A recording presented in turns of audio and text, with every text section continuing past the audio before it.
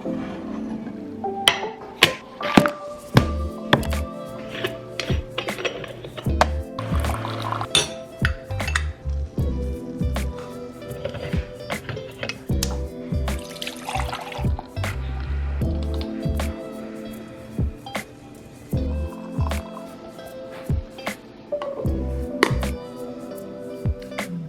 to spill the beans.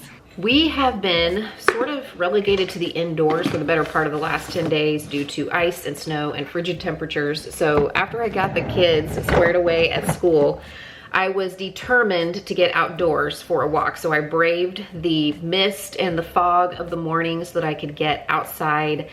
I love to listen to music. I do a lot of my best thinking and praying and just, trying to listen while I'm out and about walking. I also spend a little time in scripture and in prayer, and I don't do this at the same time every day. I know some people like to do it first thing when they get up in the morning, and honestly, sometimes I'm just not quite ready then. I like to thank the Lord for the day that we're in, and sometimes I kind of hop into it, and then later on, when I'm ready to be intentional with that time, is when I will do that. Every time I show this Psalms journal in a video, I get asked about it. I got this from Amazon, and I will leave it linked in the description box below. And basically the scriptures are on the left-hand side, and then there is journaling space on the right-hand side. And I found out that they make these for other books of the Bible, maybe for all of them, from the same company. So I actually ordered 2 of the book of John because I'm gonna give one to my husband and keep one for myself. I thought this might be a good thing for us to kind of journal through together for Lent, which is on the horizon. I also often have just some basic household chores, some tidy up things, getting the laundry going, picking things up, working on the kitchen, the kinds of tasks that most of us have to do. I know nobody's asking how many blankets I am picking up from the living room right now. So let me just tell you, 1, 2, 3, 4, 5. And in case you've lost count, there are 5 people in my family and only 4 have actually been present the last couple of nights. Oh, and a Snuggie. I don't know, that may count as like half a point. Oh, found another one hiding. Now this isn't always how my days start. My days tend to look different one from the other because of the nature of this job right here, the flexibility of being on YouTube, and the necessity that arises from trying to balance that with also being a parent and running a household. And right now, our family is entering a new season. And with that comes an adjustment to a different rhythm for our life. Almost 6 years ago to the day, my husband and I made the decision to move our family to Tulsa so that he could serve as an executive pastor for a large church here. And almost 6 months ago to the day, we made the decision to step away from that position and from that church. And even though the circumstances that led to our decision were wrought with pain, grief, even a little bit of betrayal, we are still very grateful for the opportunity to serve in that position. We're proud of the work that we were able to do and thankful for the experience and the perspective that it gave us. So over the last 6 months, we've had a lot of conversations about what we want for our family, what we want for our marriage, for our household, for our careers. My husband has met with dozens of people, maybe 100 people, about different ways that he can utilize his skill set.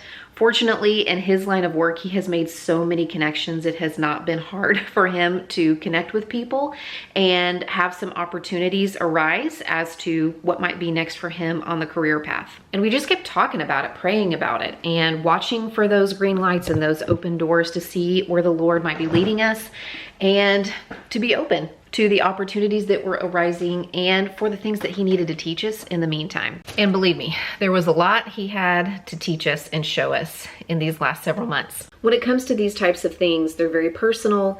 They make us very vulnerable. And if I'm being honest, I debated whether or not I was even going to share this particular journey on my channel with you. You guys have been so amazing. So many of you have reached out. You have asked how we're doing. You have given us encouragement. I know many of you are praying for us. And I know that I teased in my last video that we had some big news to share with you, and my husband does in fact have a new job. I'm going to tell you about it today. But first, I need to eat this waffle, and then I've got to go finish getting ready for the day because we got a lot to do. Today's video is sponsored by Dime Beauty. Dime has developed a line of skincare that is as clean as it is effective. Every ingredient in their products is listed on their site, and it's included intentionally. It has a purpose. There's no fillers. Their formulations have earned third-party approval from the EWG. There are no added fragrances, and their products never contain parabens, sulfates, phthalates, or BPAs. I start with the Dime Gentle Jelly Cleanser with lycopene and coconut extract. I follow that up with the Super Skin Toner with witch hazel and CoQ10. And then I follow that up with serums. I like to use both the Hyperglow and the TBT serum. The TBT series is more for aging skin.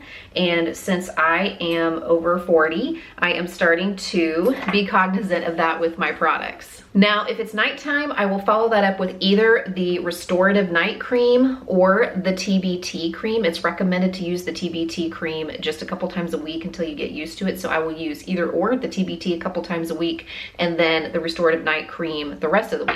But since it's daytime and I'm getting ready to do my makeup, I'm gonna use this Dewy Day Cream. In the daytime, the last thing that I apply is this stuff right here. And I know if you are watching me, you are probably thinking, Mindy, that foundation is way too dark for you. And if it was foundation, you would be absolutely right, but it is not. This is the Dime Wonder Screen. It is a tinted sunscreen with SPF 30. And once I apply this and I rub it into my face, it creates a seamless foundation for my makeup without a white cast. Dime's products are made in the US, they're sustainably packaged, they're vegan and cruelty-free, plus they offer 60-day returns with a 100% satisfaction guarantee. To get started with 20% off your Dime skincare routine, just follow the link in the description box below or go to dimebeautyco.com/cmindymom and enter my promo code cmindymom at checkout.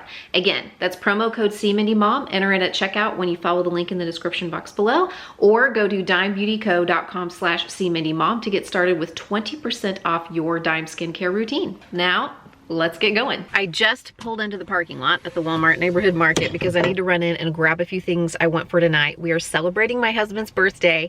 It was actually yesterday, but he was out of town for work and he gets back in a few hours. He has requested snacky things like charcuterie and little sandwich sliders and just stuff we can kind of snack on throughout the evening so we can spend some time together, play some games, catch up, hear about his work trip, and travel in general is probably going to be something a little bit more frequent with this new gig. You are not going to want to miss what I'm doing with these Oreos, besides probably eating one as soon as I get in the car.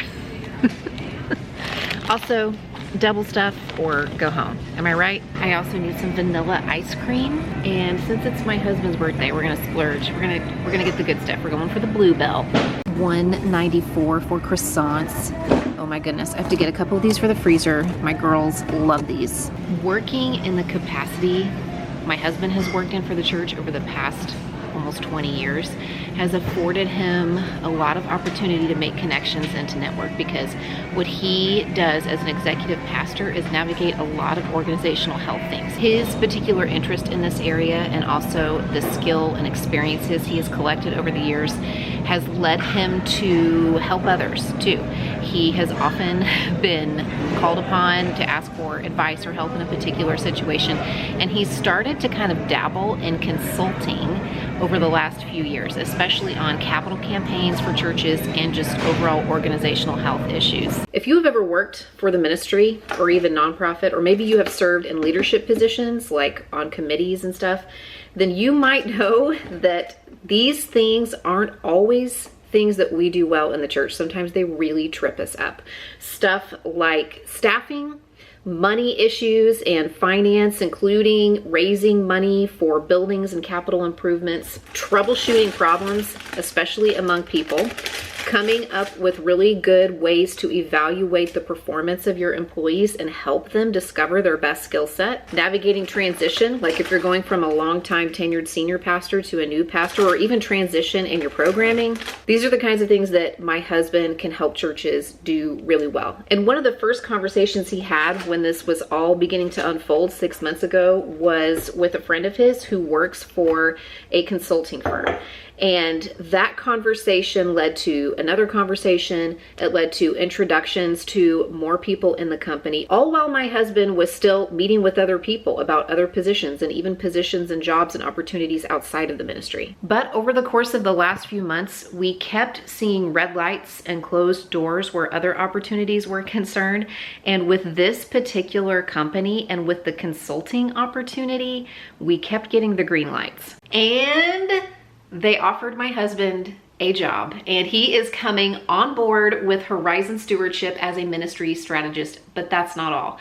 We are so excited because they are actually going to start something kind of new, and they are tapping into my husband's skill set as an executive pastor. A lot of ministry organizations and churches don't have somebody like my husband on staff, or their organization isn't large enough to support that kind of position in addition to a lead pastor. But that doesn't mean that they don't still need the kinds of services that my husband can provide from time to time. And here is what really blows my mind about all of this, and what reminds me of how good God is and how he has good plans for us, and how his plans are often so much bigger and better than what we could have planned or imagined for ourselves. My husband is essentially going to be able to keep doing the work that he's been called to for years, for a couple of decades, except instead of only being able to do this for one church, he's going to be able to work with lots of churches. By the way, if you think I'm describing something that you or somebody you know needs, or your church needs, I'll leave a link to Daniel's bio and his email in the description box below. You never know, maybe there's somebody here who's actually been looking for this. Now, some of our friends have asked why we didn't just like take my business to the next level. Why didn't we just kind of go all in on See Mindy Mom, going to new platforms, working on more projects, and kind of helping that buoy our family into the next season, instead of just allowing it to kind of be a lifeboat, so to speak, that carries us to the next season. And honestly, my husband asked me if that's what I wanted to do. He has always been my biggest fan in just about every endeavor. And quite honestly, I just didn't want to. And with this new endeavor that my husband is diving into, it is going to change our rhythm of life, so to speak. It's going to change our schedule. It's going to change the way our household operates. It's going to require a little bit more travel than my husband has had to navigate in the past, which means that, you know, we're all going to have to make some adjustments.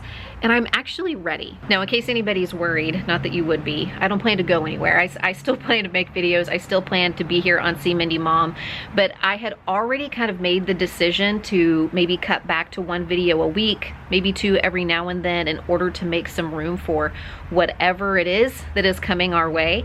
So what is coming our way just fits right into that. I feel like the Lord, you know, put that on my heart for a reason, because it's going to make it so much easier to help my family navigate this, and give me some of the time to restore and heal in my own life where I know the Lord is calling me. Probably my husband's favorite dessert is any kind of cookie or brownie with ice cream. And there are all kinds of recipes for skillet cookies on Pinterest, but I could not find the one I was looking for that utilized Oreos. Fortunately, I remembered that our best friends gifted us this recipe over 10 years ago at Christmas time.